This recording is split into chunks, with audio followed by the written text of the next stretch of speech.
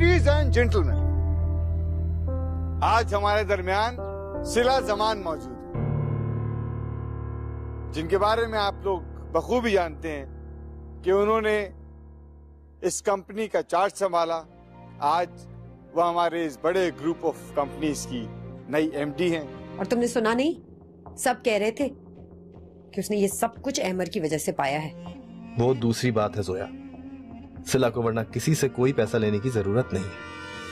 जमान चाचा की प्रॉपर्टी के बारे में तुम नहीं जानती, मैं जानता हूँ। फिर तो तुम्हें बड़ा पछतावा हो रहा होगा ना कि तुमने उसे जाने क्यों दिया, माफी मांग के मना के वापस क्यों नहीं ले आए, वरना तो आज अहमर की जगह तुम होते। तुमने सुना 50% का इजाफा हुआ हमारी सैलरीज में। 50%? क्या बात कर रहे हो?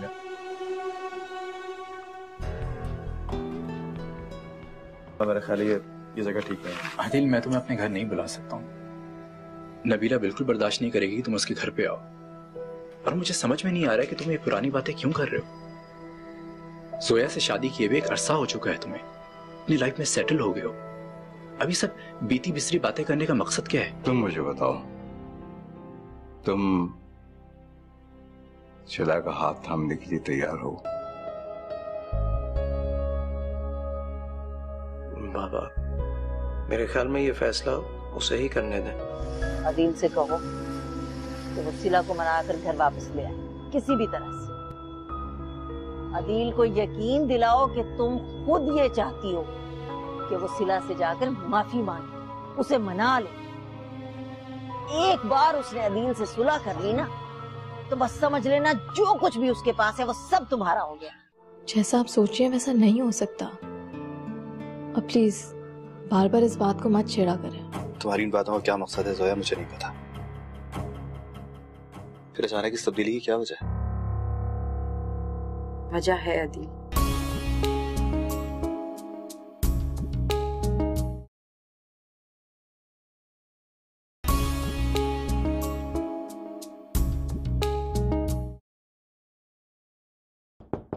जी कम इन।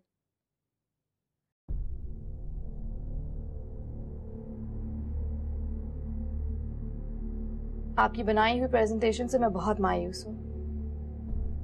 चाइना से कुछ नए क्लाइंट्स इस मीटिंग को अटेंड करने वाले हैं, आपको ये बात अच्छी तरह से मालूम थी, फिर भी इतनी लापरवाही का मजा आया। I am extremely disappointed.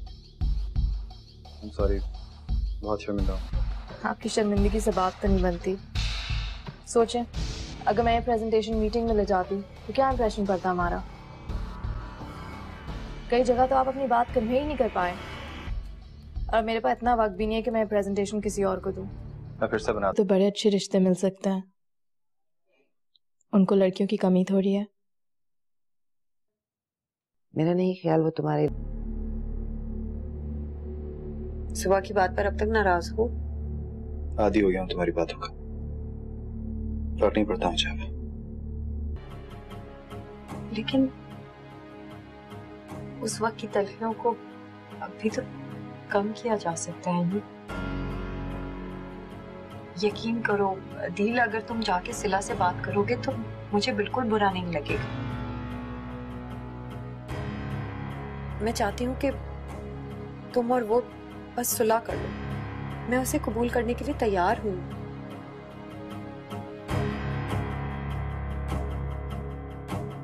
तुम्हारी इन बातों का क्या मकसद है जोया, मुझे नहीं पता, लेकिन एक बात मैं अच्छी तरह जानता हूँ।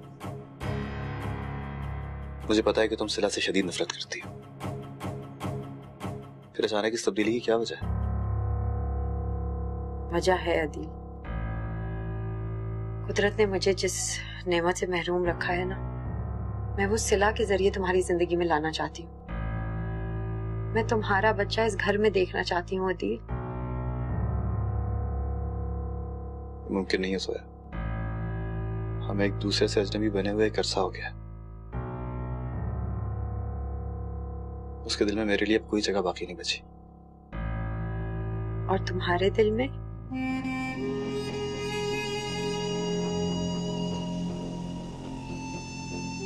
तंग करती। अरे नहीं, उन्हें तो मैं अपनी माँ के जैसा समझता हूँ। उनका मुझ पर पूरा हक है। वो मुझे किसी भी वक्त बुला सकती हैं, बिल्कुल ऐसे ही जैसे बाबा तुम्हें। आई एम सॉरी, मेरा ये मतलब बिल्कुल नहीं था। तुम्हें सॉरी कहने की जरूरत नहीं है, मैं समझता हूँ, लेकिन अच्छा हुआ कि सफीना आंटी ने मुझे फोन करके बुला लिया। मुझे अच्छा नहीं लगा जो कुछ अम्मी ने आपकी पर्सनल लाइफ के बारे में कहा। जब ताल्लुक बहुत गहरा हो तो कोई भी चीज जाती नहीं रहती। आप माँ है या दुश्मन?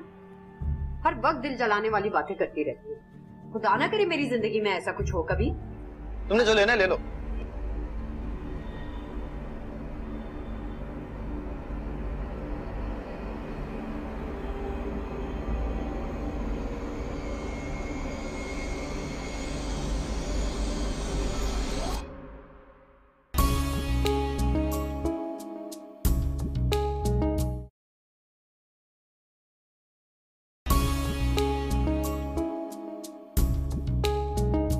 आप माँ है या दुश्मन?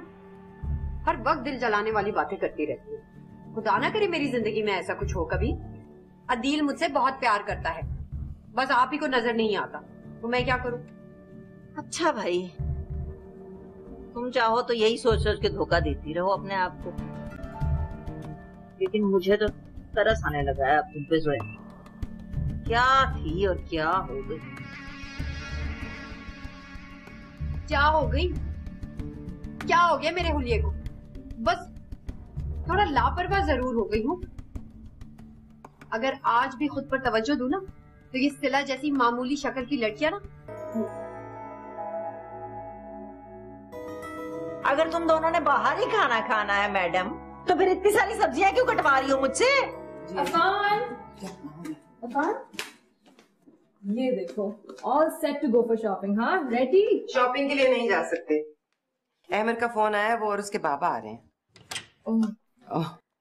अस्सलाम वालेकुम। कैसे हैं आप लोग? आप कैसे? आप कैसी खैरियत से? बिल्कुल ठीक। अस्सलाम वालेकुम बाबा, कैसे हैं आप? जी ठीक है, मैं ठीक हूँ। अफानिया, क्या हाल है तुम्हारे? Fine. Okay good, you fine. आप लोग कहीं जा रहे थे? बस ऐसे ही वो अफान की छोटी मोटी चीजें लेनी थी। कोई बात नहीं, आप लोग बैठे। नहीं तो हम लोग साथ चले जाते हैं शॉपिंग पे। हाँ ये भी ठीक है। बोर हो जाएंगे बाबा भी। आई थिंक इट्स ओके, हम बाद में कभी चलेंगे अम्मी। या फिर यूं करते हैं, अहमद तुम ले जाओ सिला को।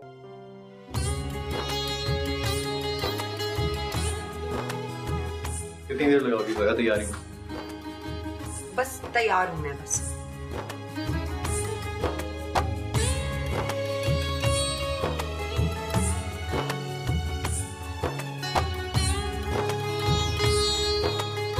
तुम्हें सुलियो में जाओगी?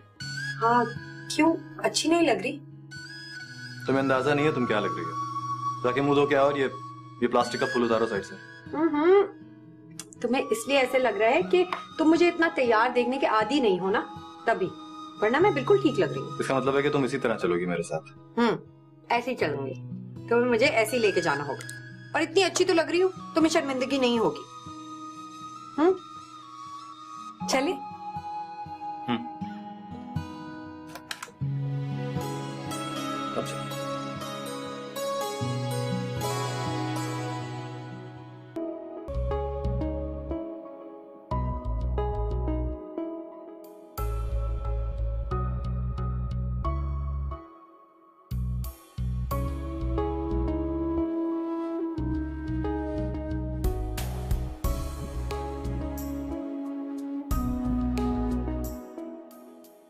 वैसे लोग जब हमें देखते होंगे तो कहते होंगे ना, कितनी प्यारी जोड़ी है। लोगों की आईसाइट अभी इतनी खराब नहीं हुई जोया। हर वक्त बस मजाक उड़ाते रहते हैं। अच्छा चले वहाँ चले। हाथ तो छोड़ो। क्या होता है, सबको पता है हम मियाँ बीवी हैं, और मियाँ बीवी कभी कभी रोमांटिक हो जाते हैं। अच्छा हाँ, बाजार में रोमांटिक होते हैं, अच्छे नहीं लगते मियाँ बीवी। अरे ये शॉप पे चलते हैं। हाँ चलिए चलिए चलिए। जोया तुम जाओ, मैं बाहर ही खड़ा। क्यों? मैं क्या करूंगा लेडीज शॉप में जाके? तुम जाओ, तुमने जो लेना है ले लो।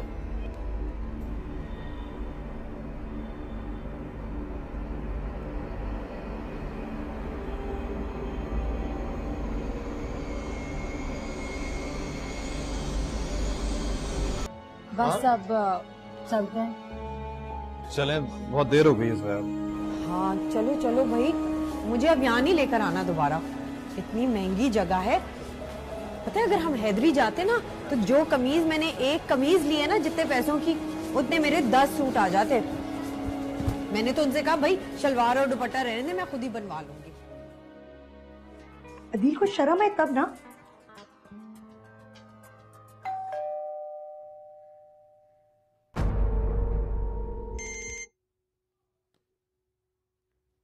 हेलो हेलो, अस्सलाम वालेकुम आंटी, मैं नबीला बात कर रही हूँ।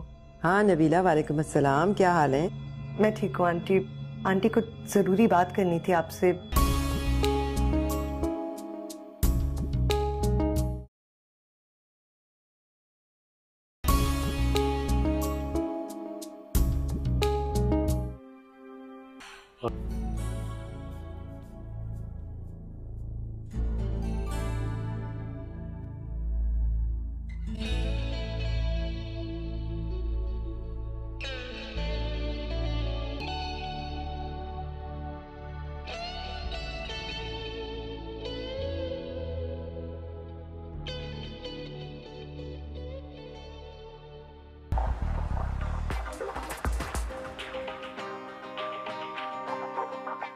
हद हो गई है।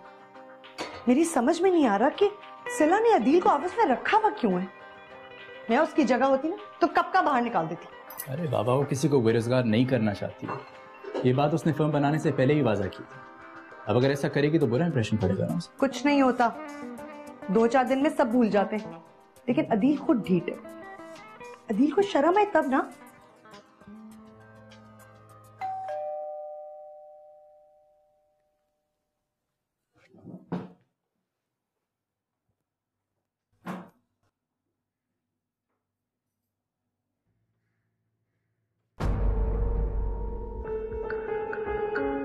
कैसे हो सुमी? अंदर आने के लिए नहीं कहोगे?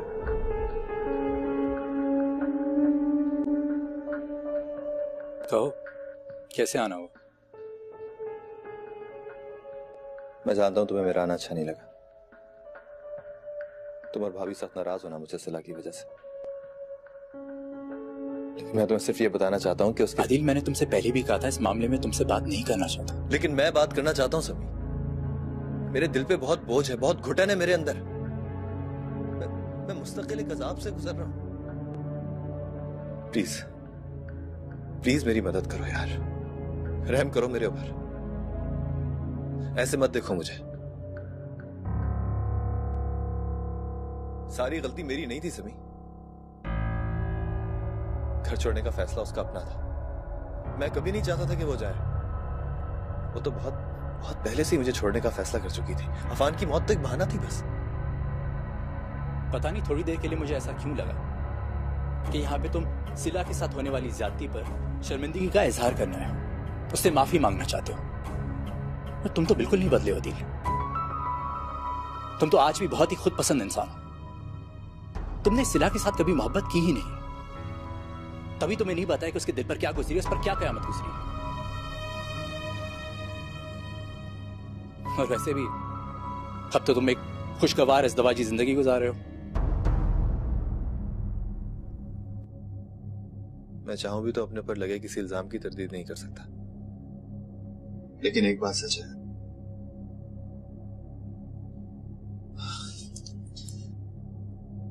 मैं सिला से बहुत प्यार करता हूं।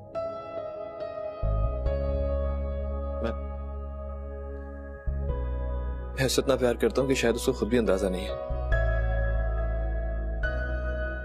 एक छोटे से पल के लिए भी वो मुझसे जुदा नहीं होती।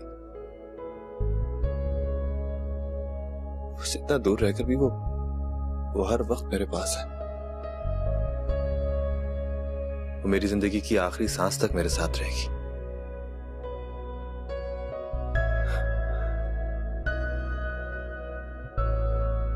लेकिन उसने मुझे छोड़ दिया और वो अहमर आज भी उसके आसपास है। वो आज भी उसी को तरजीह देती है। क्यों?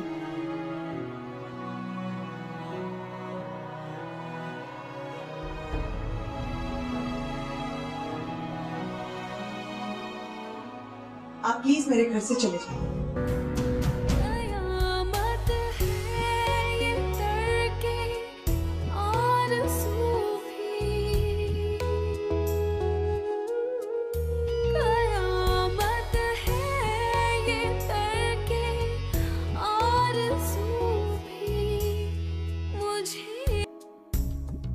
दिल मुस्तर को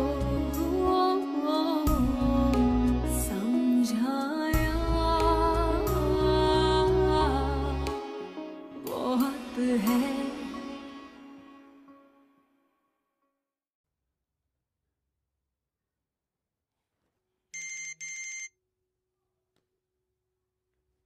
हेलो। हेलो, अस्सलाम वालेकुम आंटी। मैं नबीला बात कर रही हूँ। हाँ नबीला, वालेकुम अस्सलाम, क्या हाल है? मैं ठीक हूँ आंटी। आंटी को जरूरी बात करनी थी आपसे सिला की गैर मौजूदगी में। बोलो। मैं कल से बहुत परेशान हूँ आंटी। कल अदील हमारे घर आया था समी से मिलने। अदील? अदील आया था? कैसे आ गया? वो तो शहर छोड़कर चला गया था। वो यही है? खुदाया नबीला, ये तो बहुत बुरा हुआ। इससे भी बुरा हो चुका है आंटी। क्या मतलब? मतलब ये आंटी के अदील सिला की फर्म में जॉब कर रहा है। उसकी पुरानी फर्म की ओनर अब सिला है और सिला ने उसे जॉब से भी नहीं हटाया। मुझे डर है आंटी कि कहीं वो फिर से उस पर असरअंदाज ना होने लगे। नहीं नहीं नहीं, ऐसा नहीं हो सकता। ऐसा मैं होने नहीं दूंगी। मैं उसे एक बार फिर सिला की जिंदगी को दांव पर लगाने की इजाजत हरगिज नहीं दे सकती, कभी नहीं। अदील जैसे बेहिस इंसान से कोई तवक्को नहीं रखी जा सकती। मैंने तो बेइज्जत करके उसे घर से निकाल दिया था। बहुत अच्छा किया तुमने। मैं तो समझ रही थी कि सिला उसे खुद ऑफिस से निकाल देगी, लेकिन उसने ऐसा नहीं किया। इसीलिए मैंने आपको फोन किया। मुझे लगा कि आप कुछ कर सकती हैं इस बारे में। तुमने अच्छा किया नबीला जो मुझे बता दिया। I am really grateful. ठीक है आंटी, मैं रखती हूँ, लेकिन सिला को इस बारे में कुछ मत बताइएगा। नहीं नहीं, तुम फिक्र मत करो, मैं सिला से कुछ नहीं कहूंगी अभी। बस देखो कुछ करते हैं। ओके आंटी, अल्लाह हाफिज। खुदा हाफिज।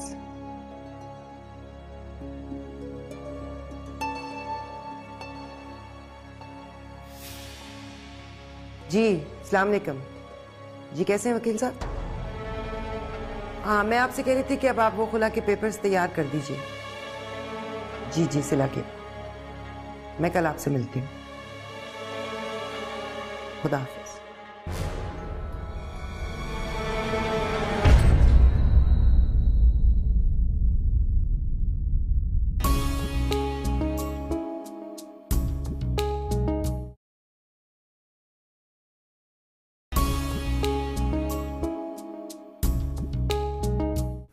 बात करनी है मैनेजमेंट से।